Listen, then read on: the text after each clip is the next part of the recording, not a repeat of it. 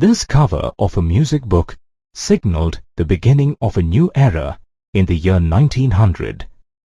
The illustration shows the Angel of Progress in the center. She is carefully balancing herself on a wheel with wings, which symbolizes time.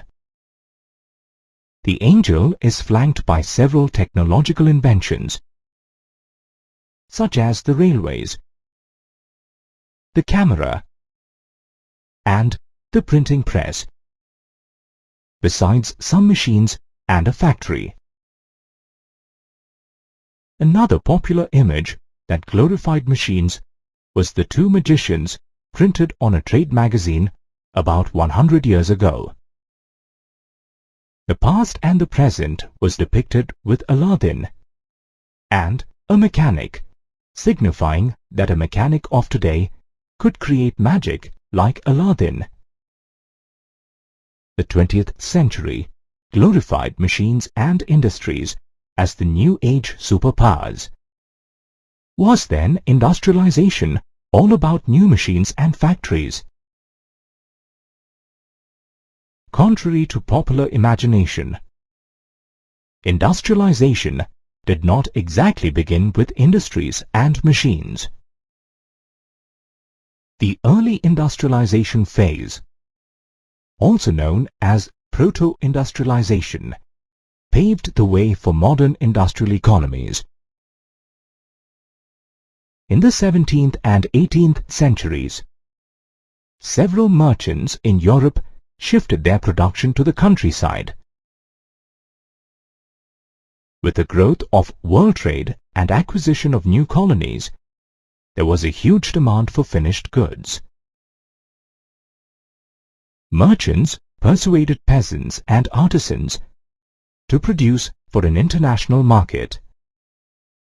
In the countryside, open fields and common land were fast disappearing,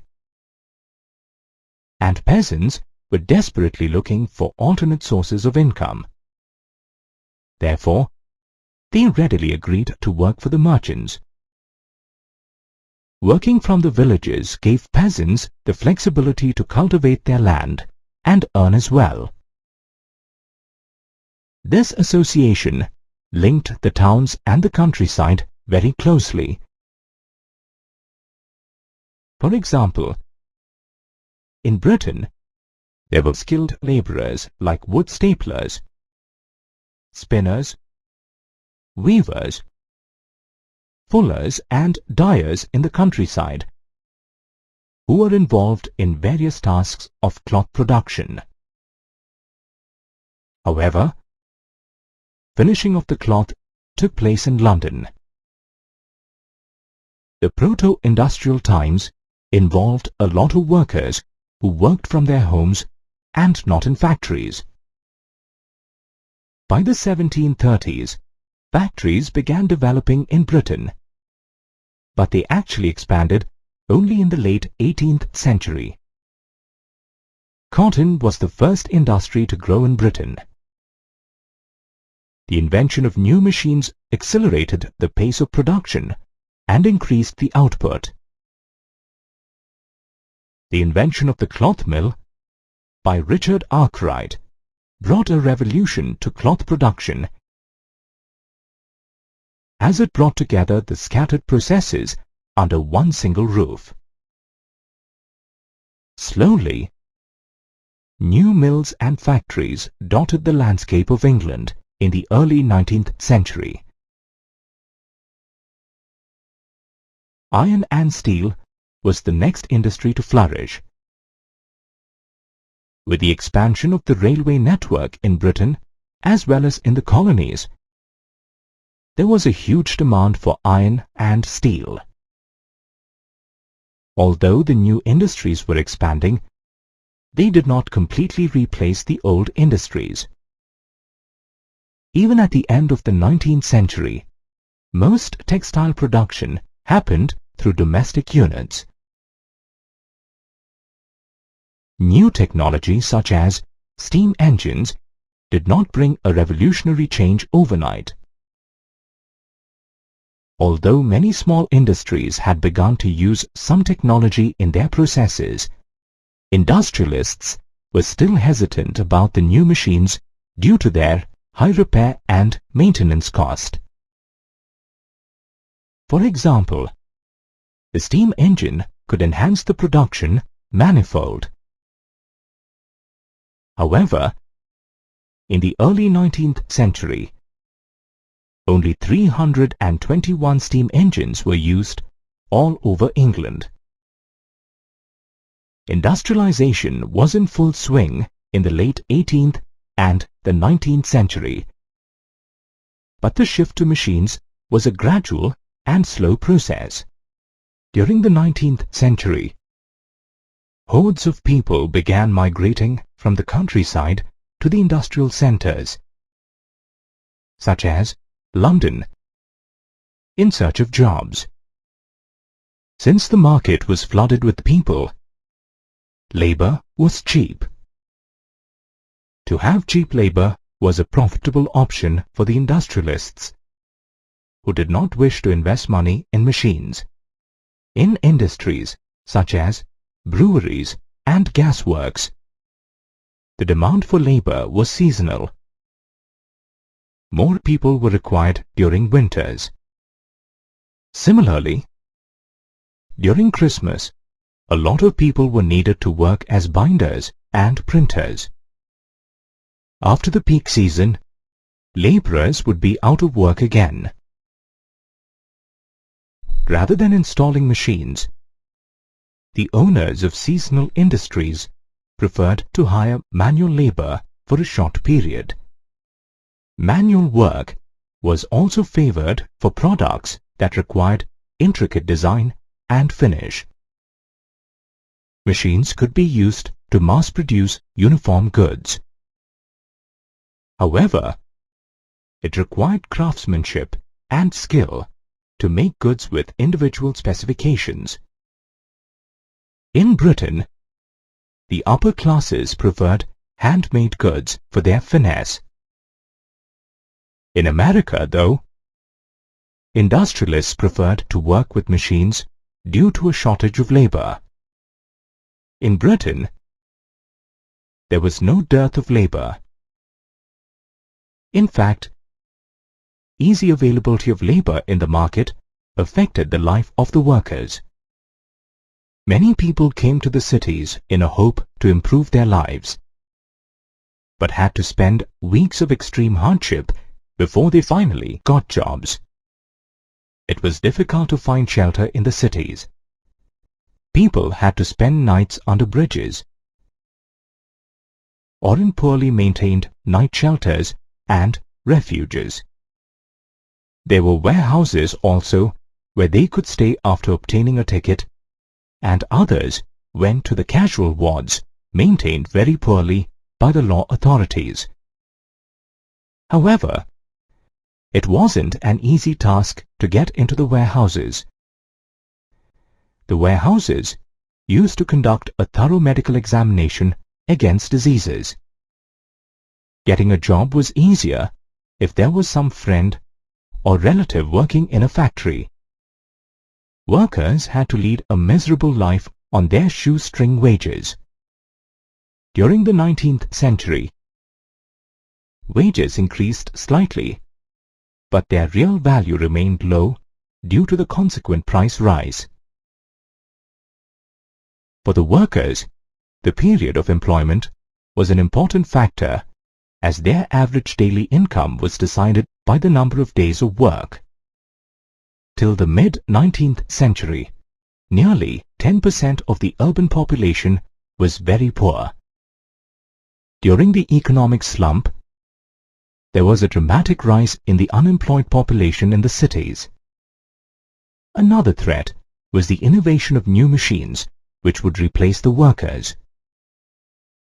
The spinning jenny, designed by James Hargreaves in 1764, is a classic example. This machine increased the pace of spinning and reduced the demand for labor, thereby leaving hand spinners jobless. The second half of the 19th century witnessed the rise of building activities, which came as a blessing in disguise for the workers. Construction work for railways, road widening, drainage and sewers created new job opportunities. In the next 3 decades, there was a significant increase in the number of workers employed in building activity.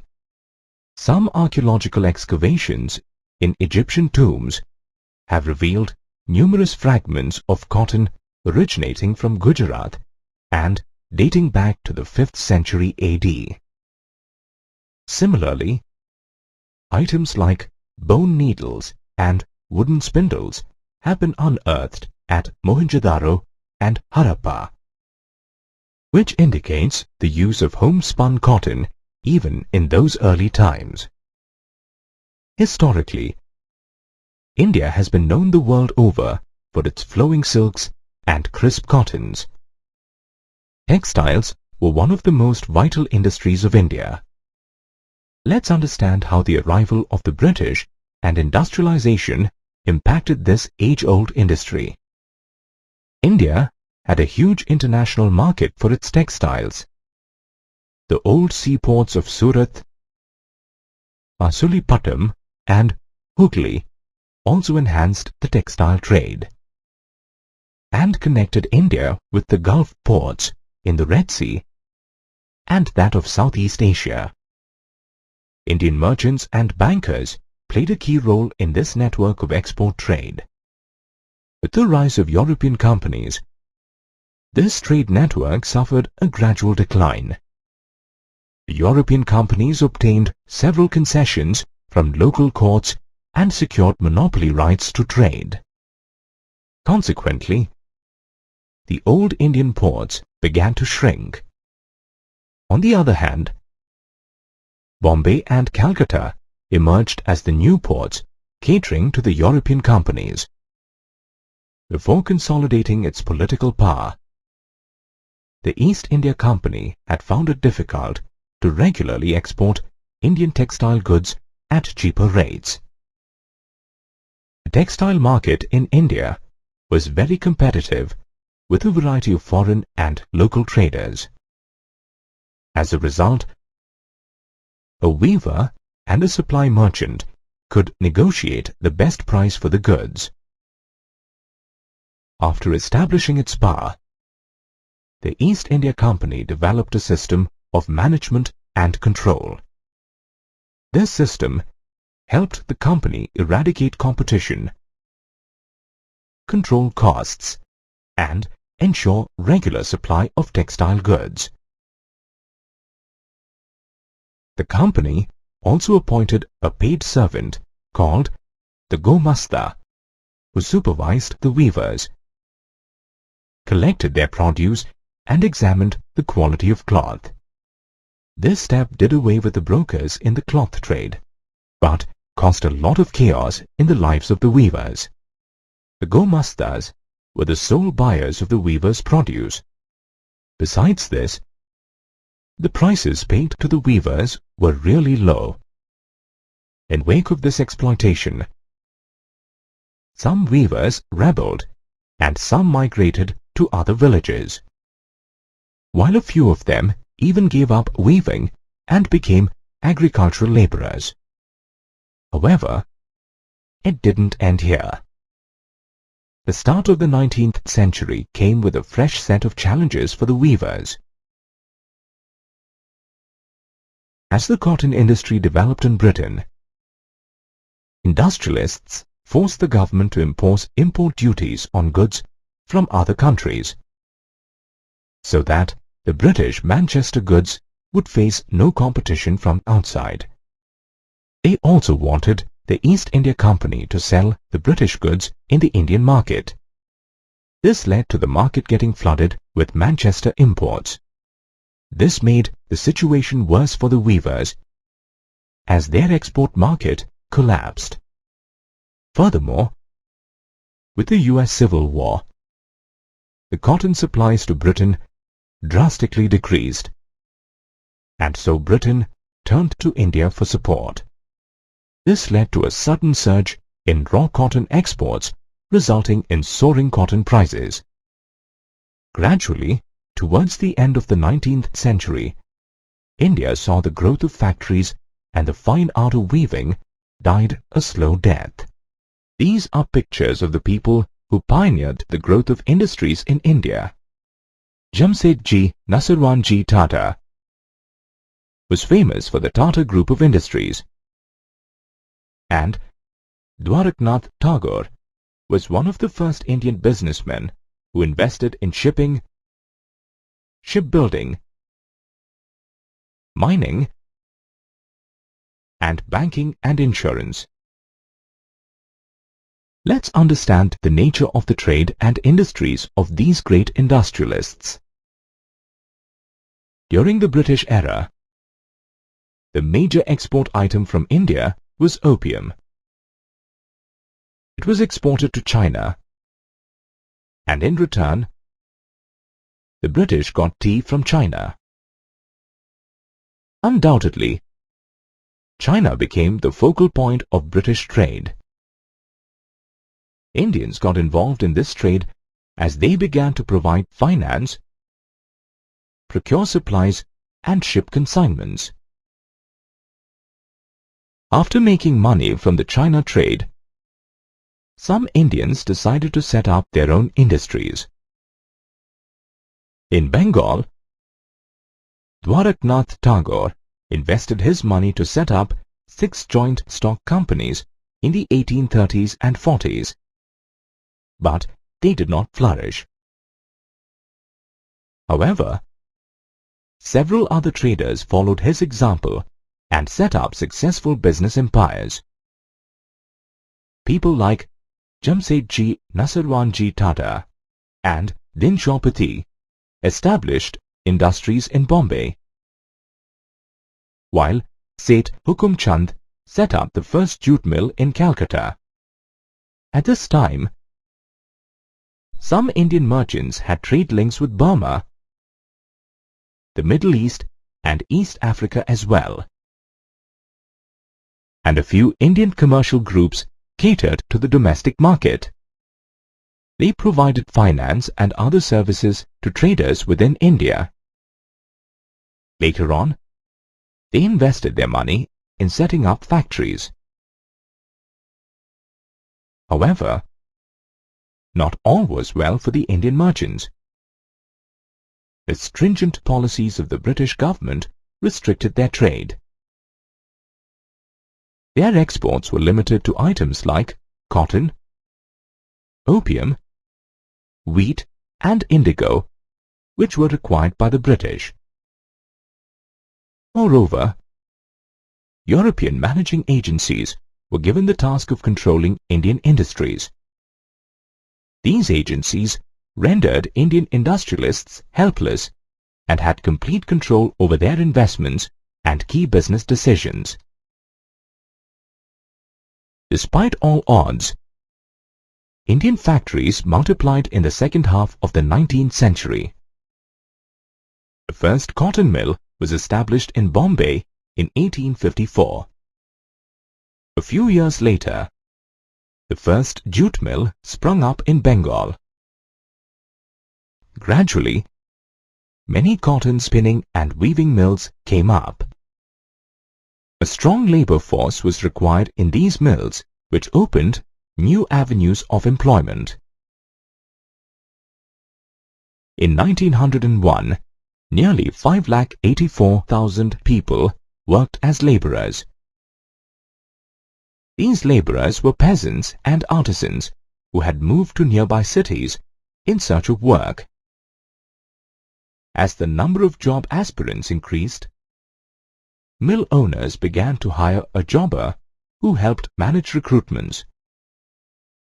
Jobbers were typically old, experienced and trusted workers. In spite of the colonial restrictions, Indian industries continued to grow and provided employment to thousands of people. This is not a painting of baby Krishna, but an advertisement of 1928 by the Woodward's Gripe-Water Company. In the last phase of the 19th century, Indian markets were flooded by goods from Britain. To create a positive image of their product and boost sales, British manufacturers used effective advertisements. The owners of Manchester Goods tried to create a unique brand identity for themselves by marking a label, "Made in Manchester," on all their clothes. Early Manchester labels showed many Indian gods and goddesses to create respect and approval for the product. Images of deities were used to make Indian buyers identify with these foreign products. Calendars were also printed to advertise products. These calendars could be used by the rich and the poor, the educated and the illiterate alike. Some calendars also carried the images of Nawabs and kings, which in a way guaranteed the buyer about the product's good quality. On the other hand, the advertisements by Indian manufacturers were very nationalistic, upholding the idea of Swadeshi. Since the Manchester goods commanded a good market share, Indian industries avoided competing with them in the beginning. Indian companies started producing coarse cotton yarn, which was not a British import to India. This yarn was either used by handloom weavers or was exported to China. With the beginning of the Swadeshi movement in the 20th century, industrial groups became vocal in their demands. They got together and pressurized the government to increase tariff protection and grant them other concessions. From 1906, the export of Indian yarn to China declined because of new players in the Chinese market. Therefore, Indian industrialists began cloth production. The beginning of the First World War brought a dramatic turn to industrialization in India. The supply of Manchester goods declined as English mills got busy in producing goods for the war. This provided a golden opportunity to the Indian mill owners to capture the domestic market. Later on, Indian industries were also used to supply items for the British Army in the war. Due to this sudden surge in demand, several new factories were set up in India, and many people were employed. After the war, the British economy could not compete with the new players.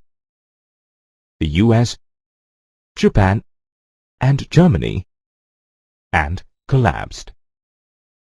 Manchester could not regain its position in the Indian market either. While factories grew after the war, large industries were limited to big centers like Bengal and Bombay. Interestingly, most labor force still worked out of small household units in the villages. Despite the initial setback from the Manchester goods, the production of handloom cloth increased in the 20th century. Many weavers shifted to the technologically advanced looms with fly shuttles. By 1941, over 35% weavers used this technology. Specialized weavers who wove finer varieties for the rich people were in a better position to handle competition from the mills. Their production was not impacted by bad harvests and famines, as the rich could afford to buy at all times. Moreover, mills could never replicate the exquisitely woven fabric. The weavers lived a poor life and learned to survive the cutthroat competition. Overall, hand labor and small-scale production remained integral to the process of industrialization.